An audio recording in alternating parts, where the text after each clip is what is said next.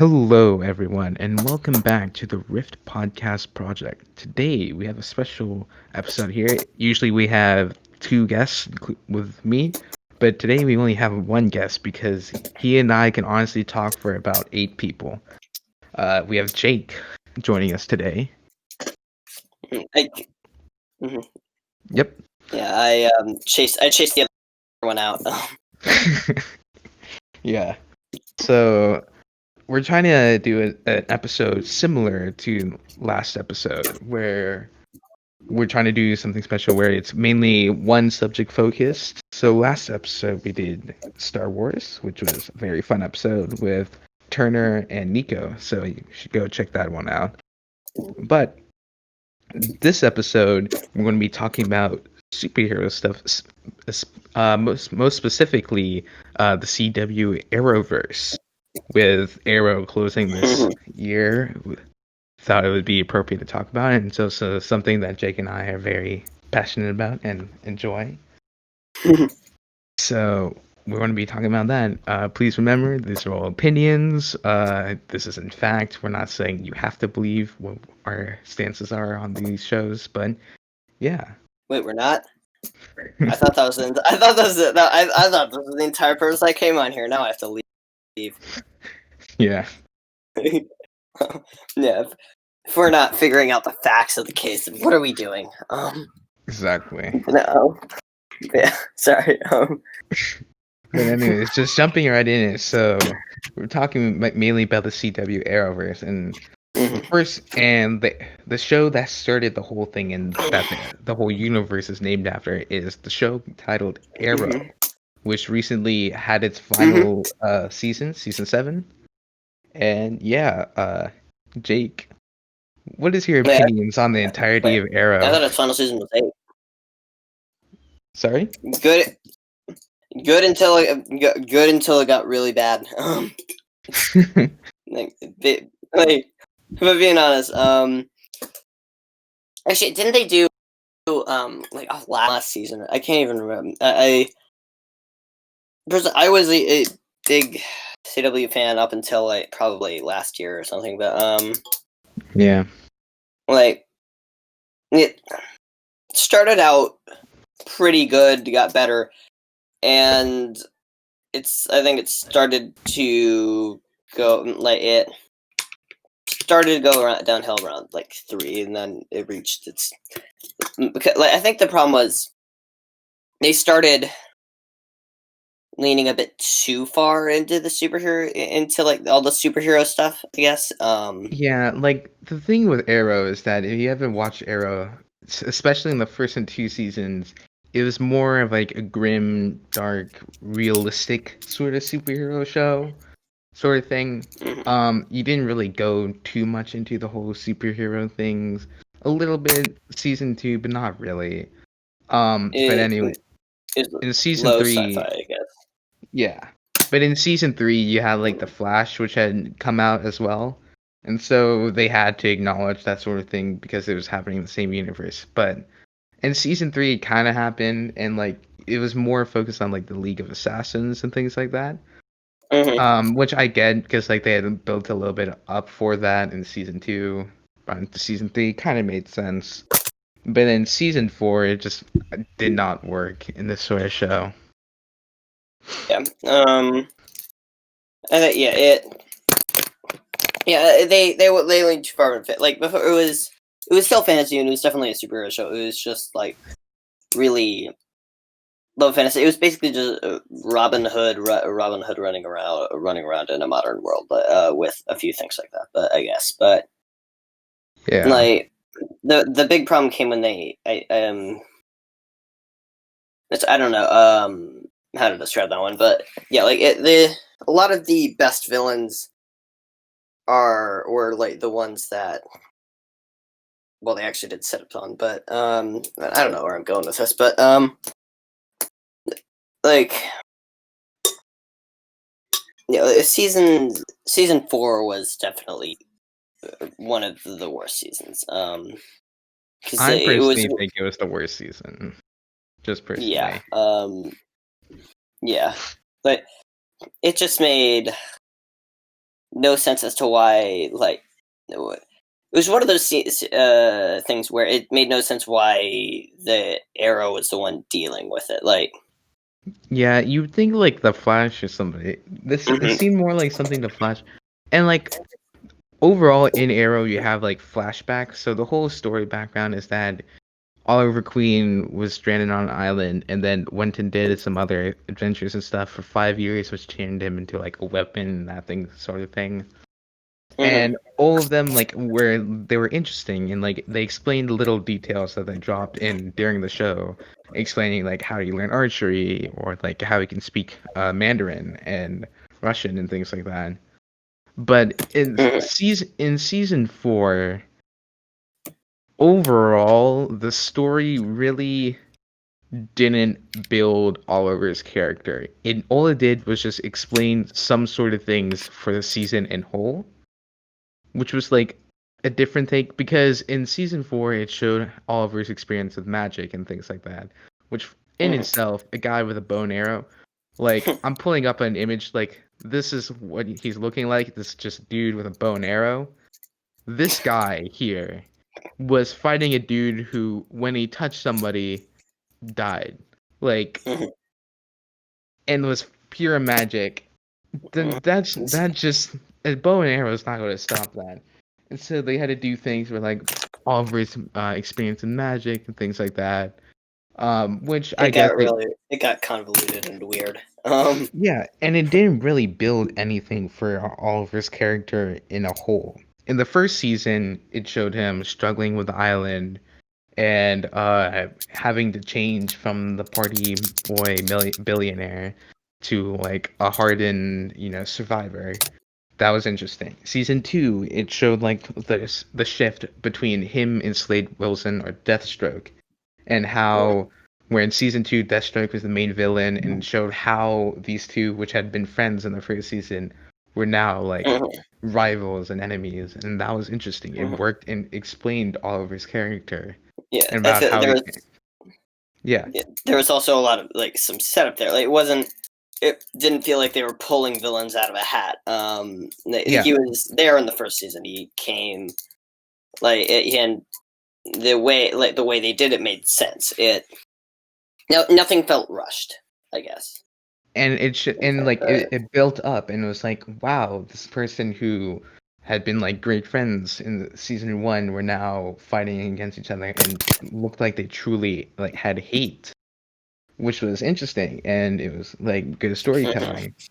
Season 3 is when the enemy wasn't totally so personal, and that's when the flashbacks the main thing with the flashbacks was that they were sort of connected to the season, but not totally, but they were still connected to Oliver, and it showed growth and showed his Yeah. character, which worked because that was the main point of the flashbacks, and that's why Mhm. even though season 3 some people are still like conflicted about it, I thought in the beginning it was fine, It wasn't and terrible. it was nowhere as bad as season 4. It wasn't as good as any of the other ones, but it Yeah. wasn't terrible. And then came season 4, where the enemy didn't have a connection with Oliver. The flashbacks, yeah, had Oliver in it, but honestly didn't match anything in Yeah. modern Oliver. It felt like I don't know, if you're watching like a cop TV show and it's like they're going on a normal raid and then a magician busts down the door with a rhinoceros on his back, just throws a dragon at you and yells, "Good luck, it's your problem now," and runs off, and you're left wondering why is this here?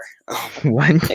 It's the best. It's the best metaphor I can think of. It's the best It's metaphor I just can think of. But like that, you're watching a modern show, and then a magician kicks down the door, throws a dragon at you, and leaves. Um, yeah. So like right. the main peeve I have is that there was no connection, there was no build up and no connection. Season 1, the Mhm, main villain was Malcolm Merlin, who was the father of Oliver's best friend turned hate guy turned best friend at the end of his death. There was a connection, mhm, and it was like mhm, you were pretty surprised like at the when he was revealed who it was, and it was like a shock factor, and it was good. Even though his plan sort of didn't really make sense in its own twisted way, it kind of worked. There was a sort of internal logic, I guess, in a way. But and then yeah, it season was 2, yeah. Sorry. yeah, it was how do I? What am I saying? But yeah, and then like as it went on, I think. I think after that it became just a show kind of wasted potential. Yeah.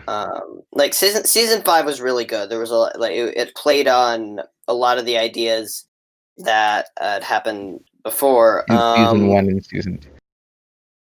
Yeah. And then like season 6 came around, and there was like so much they could have gone forward with because like everyone was dead, or something like that. They could have been. Nobody knew. Like going into season 6, they could have all been dead. Nobody knew. And like the big thing was like, who died? Oh man, like what main characters are getting out of this? And then season 6 starts, and they're like, oh yeah, you remember that giant explosion that happened? Well, apparently apparently main characters are immune to it. Who knew?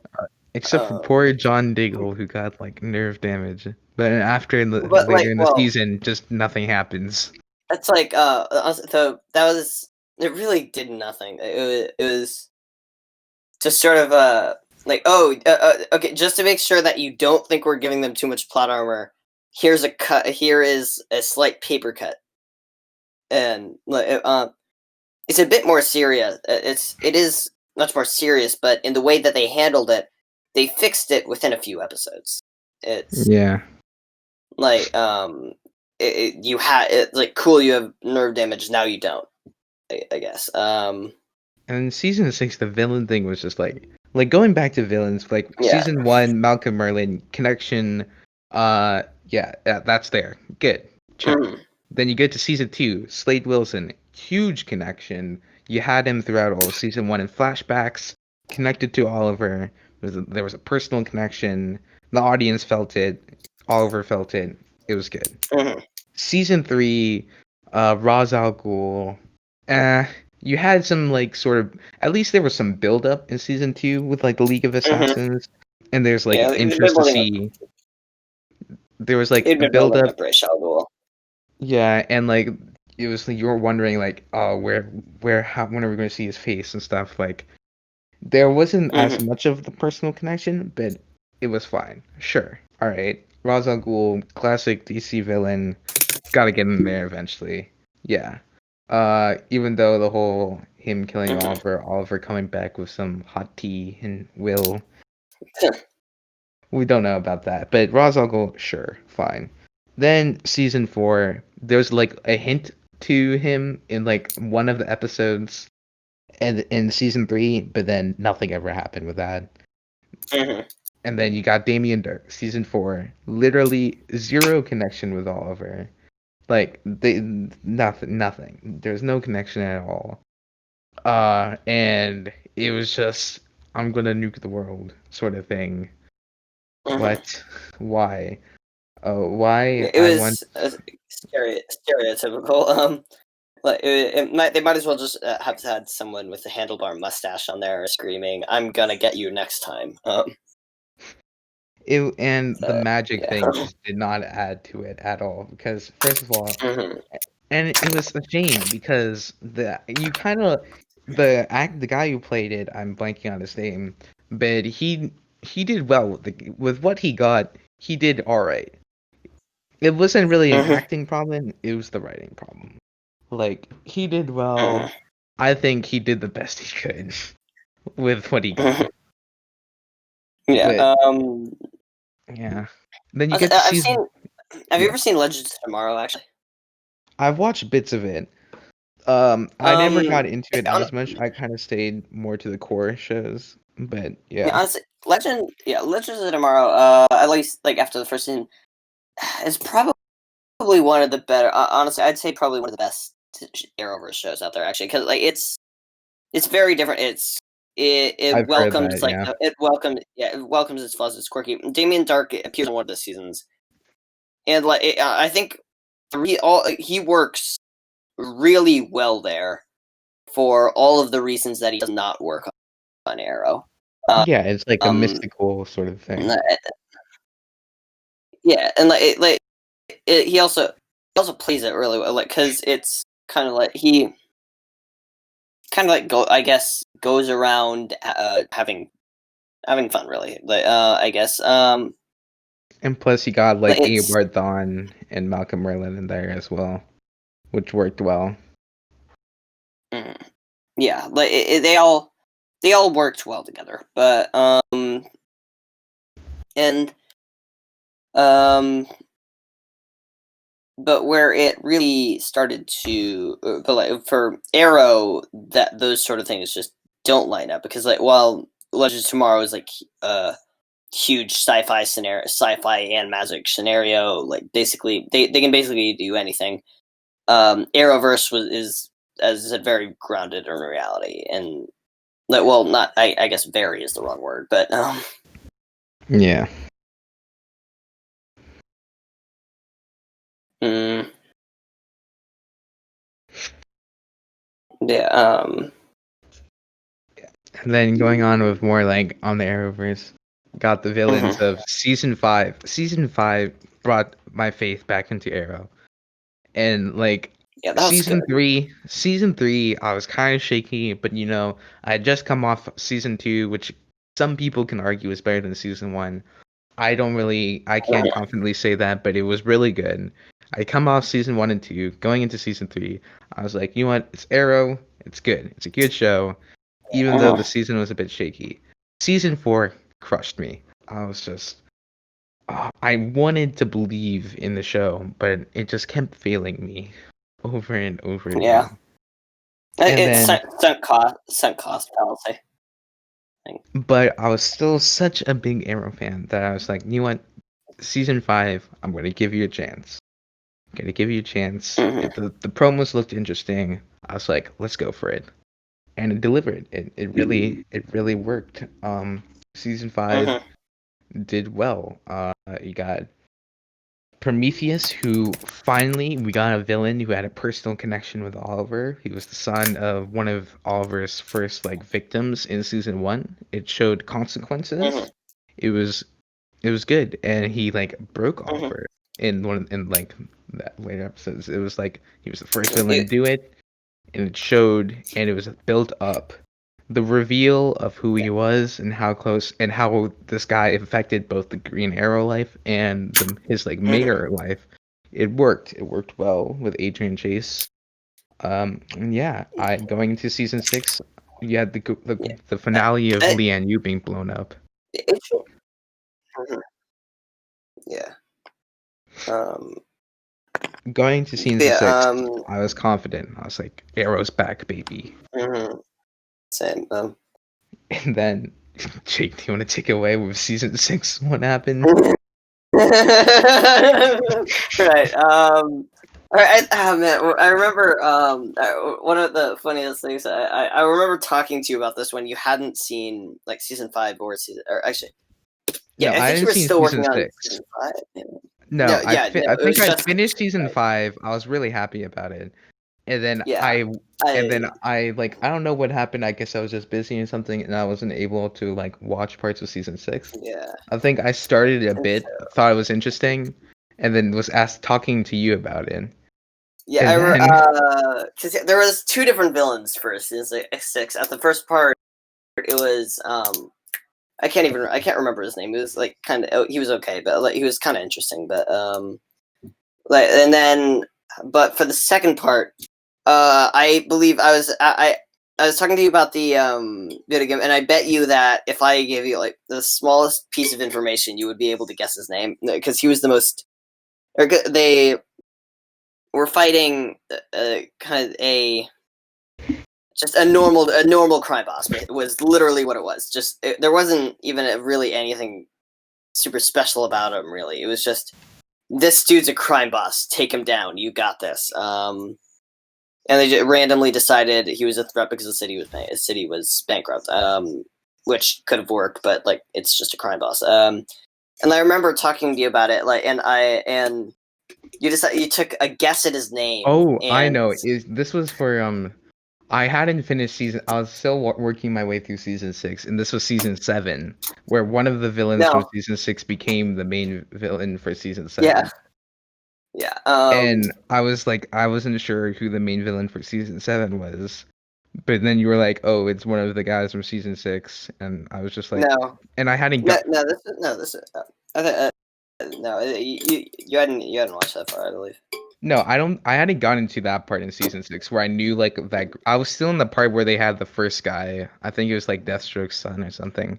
Mm. That was I honestly I would have been happy if he was the main villain throughout the whole thing. But Yeah. anyways, yeah, we had that. I had that. I had gotten there, but I hadn't gotten to the part where they showed. I think it was like the hacker guy. I can't remember his name. Something like Caden James, I think. Caden James or something like that. I hadn't gotten to that part yet, Mm. where it introduced him and like the other crew. And then you were talking about season 7 because one of those guys had become like the main villain. And I was like, oh, I wonder who it is. Is it interesting? And then you're like, no. It's basically your gangster crime boss dude, Ricardo yeah, Diaz. like it, and I probably wouldn't have been mad about it, but like they built him up for the entire time of just being this sort of like this is the biggest threat they've ever faced.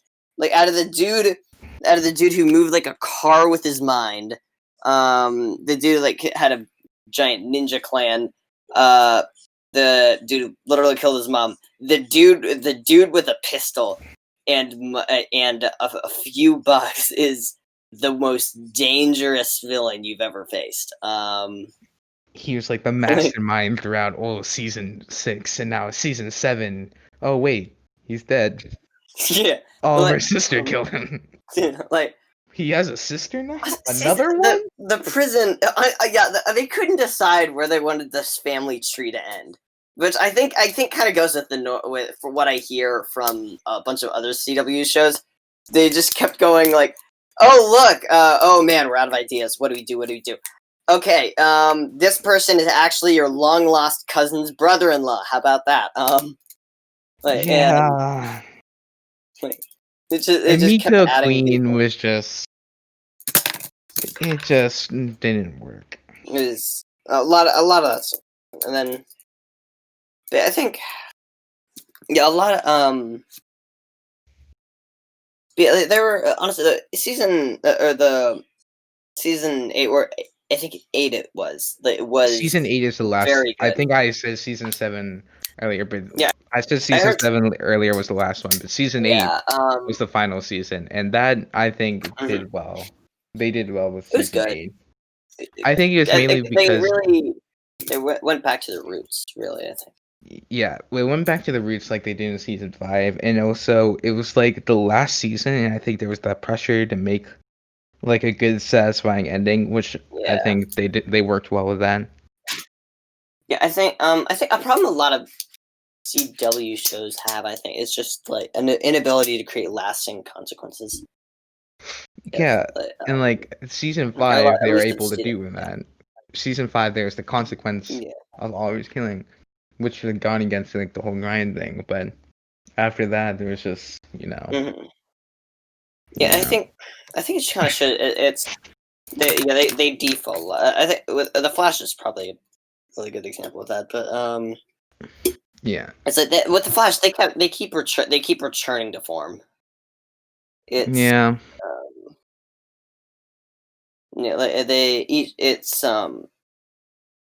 and it's just kind of for me at least, it's stopped being interesting. My main thing, like a lot of like hate that goes towards the Arrowverse from a lot of the fans is the what a lot of fans call the Olicity relationship between Oliver Queen, the Arrow, and Felicity Smoke, who was a character who's like I don't know if she was in the main cast season 1, but she was there in season 1. She made plenty of appearances. She was? Alright, good. She was I believe. in season one. She wasn't like a main part of the team, but then came on to the team.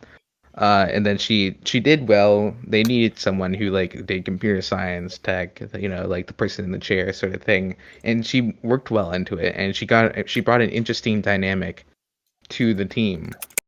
And then even like at the end of season two, there's like hints of like a relationship between Oliver and Felicity and that sort of thing. Mm-hmm. And you kind of liked it, but we were like you since season one, there is this relationship with like Laurel that like all throughout season one was that Laurel's the one. Laurel Lance, even in the comics, Dinah Laurel Lance was Oliver Queen's, soulmate. That's the one for Oliver. Right. Then season two, you had her sister Sarah Lance. Sure, you knew this wasn't going to last forever. We're like, Yeah. yeah, he's going to go back to Laurel. It's fine. Then you had the whole Felicity thing, and like, they had been building it up throughout season two, and you kind of liked it, but then that relationship just took over the show, and I was fine with the relationship. I thought it was going to go back to Oliver and Laurel, possibly, especially because Laurel had become like after Laurel started becoming like the Black Canary and it, like solidified her spot on the team and all that stuff. I thought, Mm-hmm. all right, it's something, and there was already so much drama between Oliver and Felicity Smoke and like all that stuff. I Mm-hmm. thought, you know what, they're gonna break up for the last time possible. CW does a really, or it does that a lot. Just trying to The milk breakups. milk relation. Yeah, it's like they just each season they're basically spinning the wheel of what happens with the relationship. I Um, think I kept forgiving season four until they killed off Laurel Lance. After that happened, at first I was like, "Ah, she's an end." Um, we had this whole like forward flash thing of like a grave. You didn't know who it was going to be, and it turns out it's Laurel Lance. Wow, crazy main character. But I was like, mhm. I when it first happened. First of all, when it first happened, if you blink, it was just like, oh no, she's dead. There was no like. Yeah, I think I forget who. There was a YouTube video where I watched where the guy talks about the difference between Laurel's death and Moira Queen's death. Moira yeah. Queen's death was traumatic. It was season two. We got Slade Wilson, ex-friend of Oliver. There's a scene in the flashbacks where it was this guy named Ivan. No, Uh, possibly. something like I don't remember it. But anyways, he's an evil dude.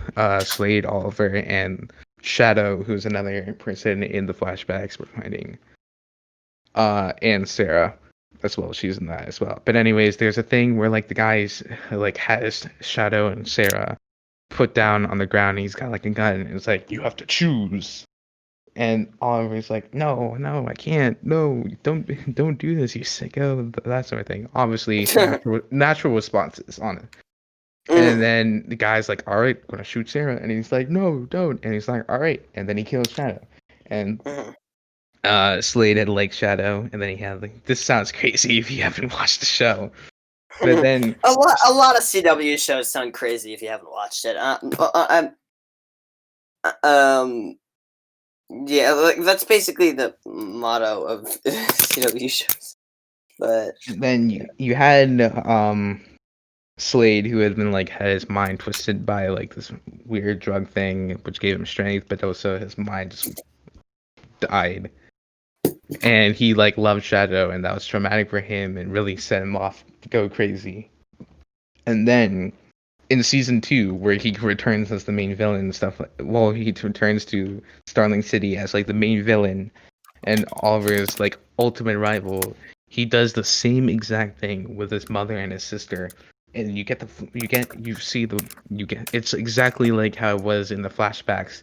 And this is crazy because it was already like a pretty huge scene when it happened in flashbacks, but now you have Oliver's mother and sister, who is like two of his favorite people, and it was just the emotions, and it was like it was drawn out. You were wondering who's going to die, what's going to happen, and then Moira Green comes up and just sacrifices herself.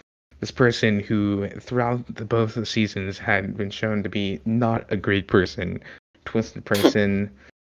She sacrificed herself because you really do realize that she loved her children, and the emotion that went into that was overwhelming. And she was honestly, her death was just big. But then in season 4, you have Laura Lance, who was, the Oliver Queen soulmate, the one, Laurel, the Laurel. She gets stabbed in the heart with an arrow for like 2 seconds, and then gone. There was no build up. It wasn't by like a personal connection. It was like a magician dude did it. Like, watch this. I can make your main character disappear. It was rough. Yeah. Yeah. That was the main. That's when I can never forgive Arrow for doing that. Yeah. Ending with that mistake, I think we should go. We're kind of closing in, so we need to at least talk a little bit about the Flash, the other main. I think the main 3 shows of Arrowverse is Arrow, Flash, and Supergirl. You can argue that all of them, like Black Lightning, League of Legends, we're all on the same. I guess Batwoman now as well. All on the same level. All of them are technically in the same universe, universe or like multiverse or whatever you're calling it. But and like most importance, but like the 2 classic shows, the biggest ones. Arrow, their biggest ones in general have been Arrow and the Flash and Supergirl. Yeah. But going into the Flash, season 1, brilliant. Honestly, I personally might like season 1 of the Flash better than I can't bring myself to say it, better than like the Arrowverse season 1, season 2, season 5s. Honestly, season 1, that's my personal favorite. Honestly, Arrow or Flash? Out of Arrowverse. Yeah. Just Arrowverse in general. Season 1 Arrowverse. Yeah, that season 1 Arrowverse. The Flash season 1 took it was a different approach, and it took weekly episode concept and made it kind of linear. And it showed a grow of Barry. You had Barry Allen, the Flash. He was like a simple. You're learning CSI. about the world with him. You're learning about the world with Barry Allen. And learning his powers, and it was growing. And in the end, you had this guy who, you had hints were evil, and you knew he was going to be an evil guy. But then you had the Reverse Flash, Eobard Thawne, and the way Tom Cavanaugh played it. And I forget who the name of the actor who plays Eobard Thawne himself. Matt Lasher, I think. I'm not sure, but both of them did really well with the character, and it was a good season overall. It was such an interesting season because it played with how you see twists coming. Because let's be most people, the second they saw Dr. Wells in a wheelchair, or even just standing up from the wheelchair or going into a secret room, were like, okay, yeah, that's the evil guy. But the way it changed the mystery from who is the bad guy to how is he the bad guy, or why is what's going to happen, because he's done all he's done this season has been to help Barry. Why? And it was interesting. Yeah, it messes with you. And it gives that personal connection at the end where oh my gosh, this is his ultimate rival. Even though he's been helping Barry's been he was one of Barry's most trusted friends at a point. Yeah, and it also avoided a lot of problems with Deus Ex Machina, I think, which a lot of CW and a lot of the Flash seasons afterwards really struggled with, because they had to tone down Barry in the worst ways possible. Yeah, but with season 1, the thing is that Reverse Flash is never actually trying to kill Barry. I mean, it messes with both villain and hero motivations in really interesting ways, and it is probably one of my favorite seasons of superhero TV ever. Yeah, Like, for sure. and then season two, was I don't also think it was good. on the same level as season 1. It was pretty good though. But I enjoyed season 2. It Yeah. didn't. Yeah, it was another speedster villain, but I still enjoyed it. I liked And, it. it was a different villain. You still the had this character. thing. Yeah, the character was still after one season. Like he still had to grow, and you were wondering.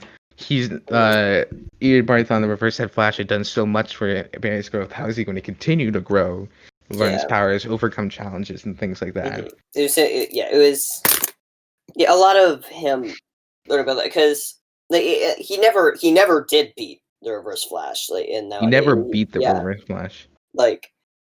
And so it would zoom. You can see him as he is both less threatening and more threatening than Reverse Flash in different ways. On the one hand, it kind of seems like he's might be a bit less powerful than Reverse Flash, but at times.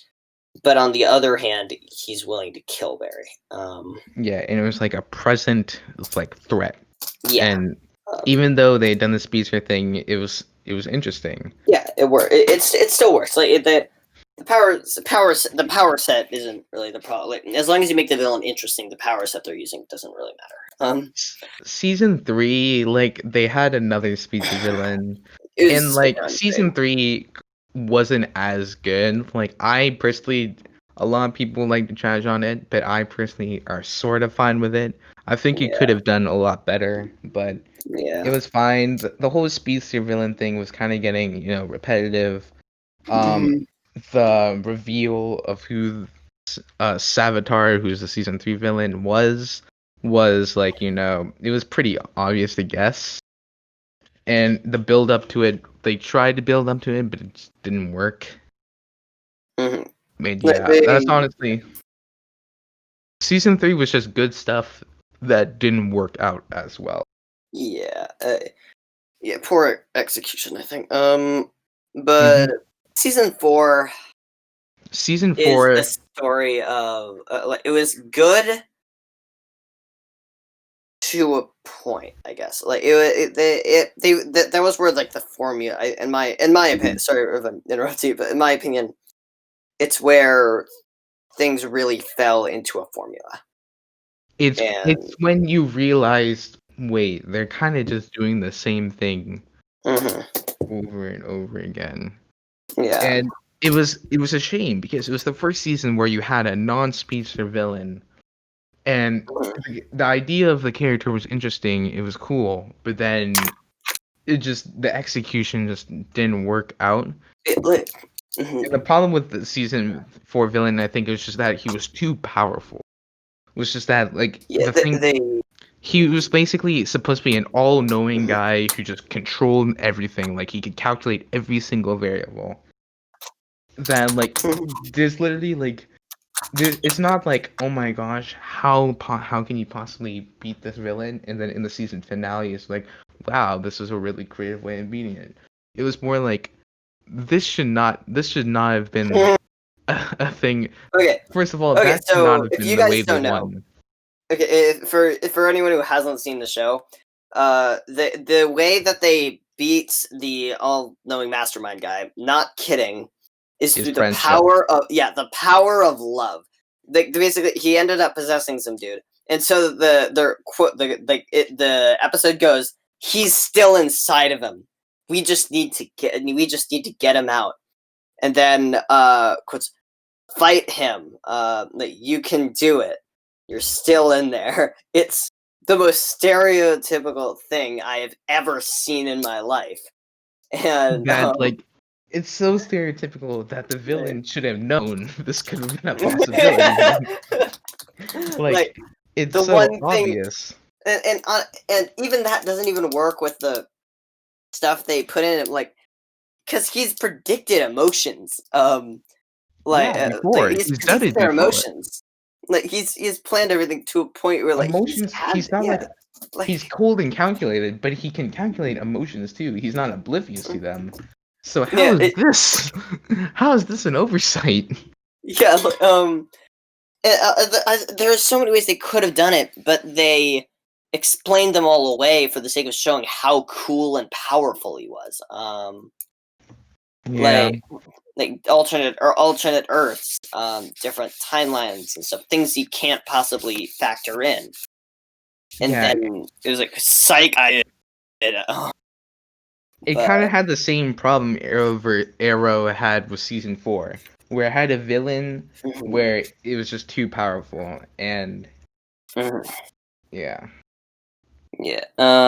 Season 5, I don't know. Season 5, I'm not a huge fan of. I think season 5, the storyline with Barry and Iris's daughter was just, I think a lot of people enjoyed it, but I personally just didn't really enjoy it. I think Jessica Parker Kennedy, she did well with Nora's character. I think it wasn't the problem with the actor.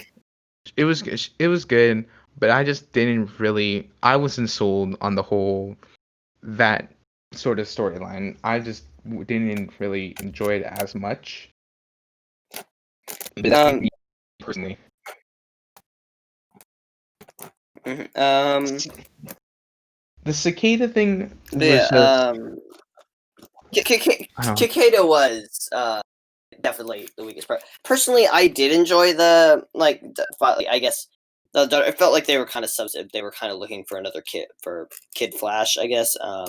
Yeah, they were looking for it because like Kid Flash and now had grown up, and then but I thought the storyline, especially I thought the storyline, especially where it intersected with Eobard Thawne, was really cool and interesting. It had a lot of the same vibes as season 1, where like something's up. There's a like you can't figure out what. But especially since they had like the Reverse Flash.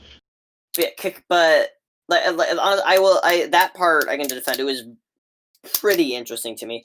And then, but the Cicada part, like where season 1 avoided Deus Ex Machina, season 6 did it all. Like they cranked it up. Yeah. They had this guy. They had the main villain pulling tricks out of a hat in situations that he really shouldn't have. The villain had plot. Yeah, and also like again with like the whole Nora West Allen with Iris and Barry thing. For me personally, I personally don't think it should have been a way that they took it with. But since they took with it, I think they did well with doing it. I was interested in the story. I enjoyed it, but just like in the base of it, I don't think it should have been taken. But yeah, it was enjoyable. And then the whole cicada thing just like didn't work. Yeah, it was interesting until like he flew away like Thor for the fifth time. Once your villain has been defeated 15 times, 15 times, and I'm not even sure if this is an exaggeration. Then it might be a sign that maybe you're giving him a bit too much plot armor. Because and then they executed so many plans that worked, and then they were like, "Great guys, we beat him." Oh wait, why is he running? Too bad none of us have super speed. Yeah, that's the main thing. Like we're running out of time. We've already gone a little bit over, but I thought it was a good conversation. But the main thing is Barry Allen throughout the seasons just doesn't make sense. In the first season, he was a smart dude. He was a CSI, and he was a really good CSI, and he was really smart. And then he was new to his powers. He got his powers, and he was learning through season 1. Season 2, sure. Second season, have Barry still continue to learn his powers. Season 3, he should be getting more comfortable into it, but you still had villains. But first of all, villains running away should not be a thing. He has super speed. Yeah, he has super speed. Villains can't run away. People don't run that fast. It's just a situation. Yeah, I guess there's a scene where I think in the Killer Frost thing, Killer Frost, if she freezes a doorway, takes 2 steps, and then Barry Speed just like phases through the eye, like because he learns this thing where he can walk through walls. He might be really overpowered at this point, but and like he just walks through the ice wall. After the Killer Frost is taking 2 steps, then suddenly it cuts to the outside of the building, and you just see Barry standing there like, I searched the entire building. She's not gone. here. Like the worst thing is that this Barry of T-Rex vision is she just standing really, really still next to the wall, and nobody can see her. And the other thing is that he just for some reason he just gets dumber in the upcoming seasons. I think he's like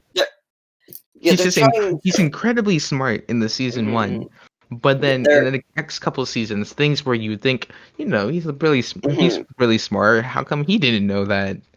Yeah, they try to crutch him to show why he needs a team, because like the CW really writes dramas and such. They don't. They need the team aspect. Yeah, like it's